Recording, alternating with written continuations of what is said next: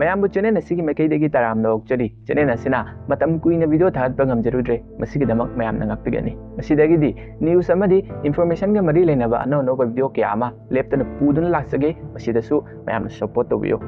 ngasisu yamna interesting oiraba news ama puduna lakchari mayamna video asibu loiba fawba tang yingbiduna unna khamnakisi mayamna su article asida uriba asini China na prithvi gi khwaidigi chawba hydropower dam sagadori haidi dam asi Brahmaputra river gi paring da sagadori bani masida lakliba wahangna dam asi energy sungnabagi khak oigadoribra natragana manungda karamba aronba agenda leiribano haiba asini wahang asi hanglibagi maramna dam asi India gi border amadi Tibet ki Medoc County hairiba mafam asi gi manakta sagadoriba asinani dam asina 70 gigawatt of power generate tawgani haina su panari masi prithvi gi oina the most productive hydroelectric dam ama oiriba